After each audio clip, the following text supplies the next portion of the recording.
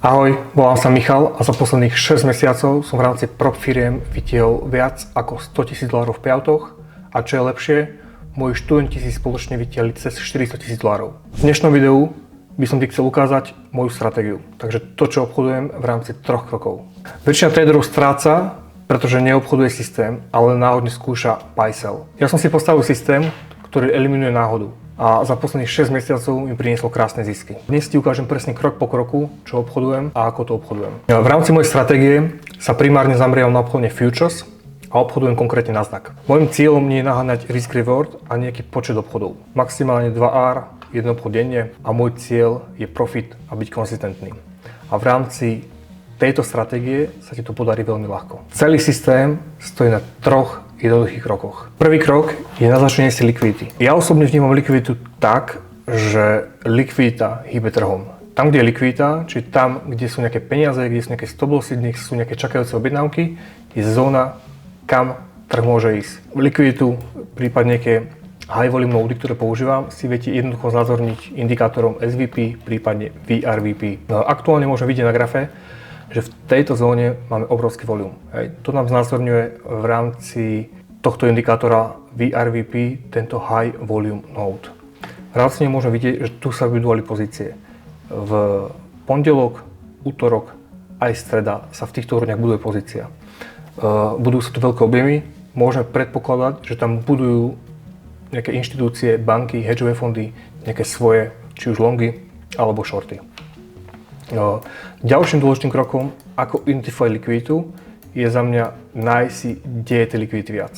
Aktuálne sa pohybujeme na Nasdaqu okolo ATH, to znamená nad all time high nemáme tej likvidity nejak extrémne veľa.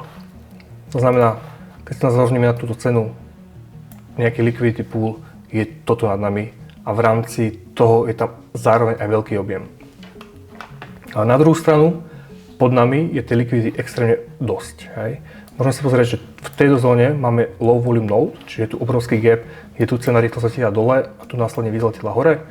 Takže to je zóna, kde veľký volume není. Môžeme predpokladať, že keď prídeme k nemu, tak ho proste preletíme nižšie a následne veľký volume, čiže nejaká likvidita a úroveň, kde sa cena dlhodobo zdržovala a obchodovala, je až tu na dole. Takže táto vec nám jednoducho znázorňuje, kam by sme v rámci tej ceny mohli prísť.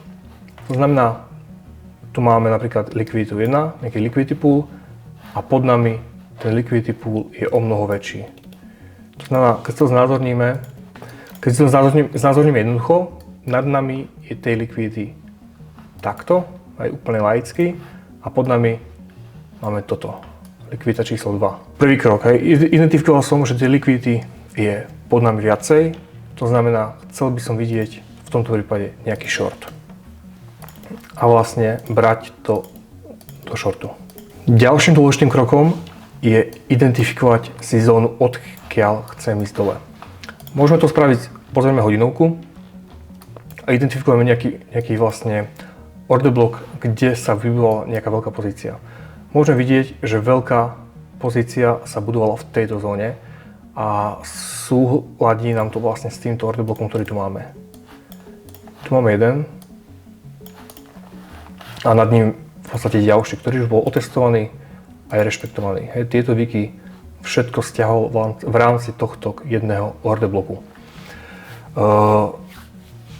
Práve vlastne máme pred 15 a hitujeme ďalší. Tu máme hodinový order block. Takže mám zóny, odkiaľ by som chcel shortovať. To znamená, chcem ísť dole, chcem ísť do shortu, pretože tam je viac tej likvidity a chcel by som to vidieť či už odtiaľto, alebo zo zóny nad nami, kde je vlastne ten high volume node a targetovať až niekde k tomuto high volume node, ktorý je pod nami. Myslím, že bol niekde v tejto úrovni. Dáme si preč volume, nech nám to tu nezavadia. Nech máme ten graf čistejší. A ako náhle máme ešte 15, v rámci 15 minút time frameu vidíme, že jeden order block pekný máme aj tu. Môžeme si pozrieť, aký tam je volume. To znamená, bol tam pekný objem, takže súdi mi to s tou likviditou, boli tam nejaké objednávky a môžeme ísť odtiaľ nižšie. Open sa nám otvoril, dozrieme minútovku, brutálne zletie dole. To znamená, tu si musíme už iba identifikovať, kam by sme vlastne chceli ísť, alebo odkiaľ by sme chceli ísť. Ja si dám prečo tento hodinový order block, nechám tu ten 15-kový, ako môžeme vidieť tu. A po úplne pohyb dole, veľa ľudí by si to identifikovalo ako výber tejto likvidity, výber týchto lows. V podstate mali sme to open, veľa ľudí by vybrali to ako výber likvidity a tu by skákal do longov.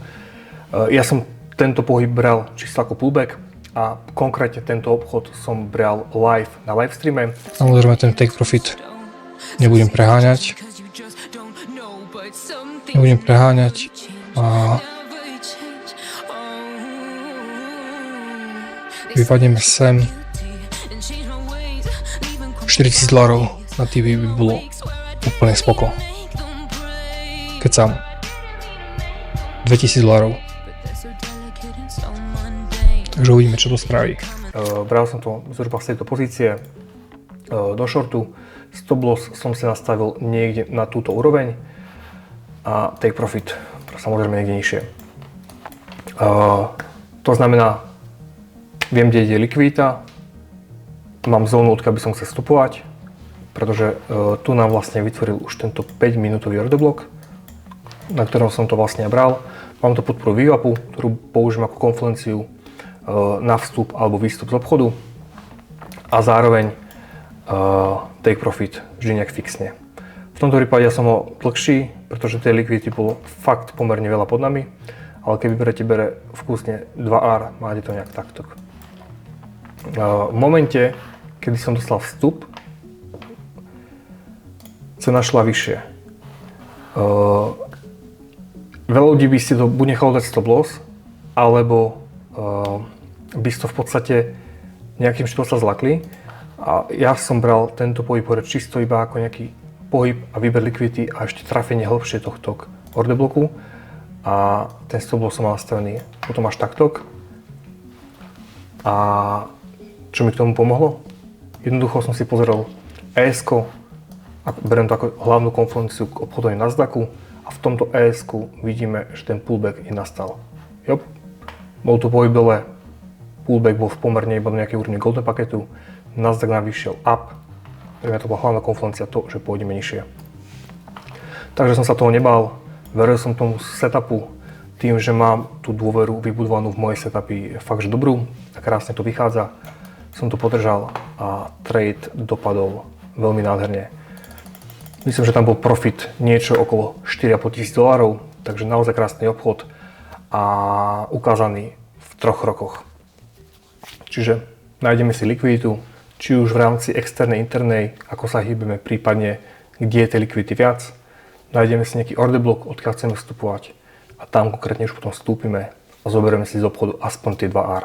To, čo robí rozdiel medzi priemerným a profitabilným traderom, je trpezlivosť a sebakontrola. Hej, tu môžete vidieť, keby nie som trpezlivý a nemám tu nejakú kontrolu a tú dôveru v to, čo robím, ten obchod by som si nechal dať stop loss, prípadne by som sa zlakol a vyskočil z neho v nejakej mierne strate.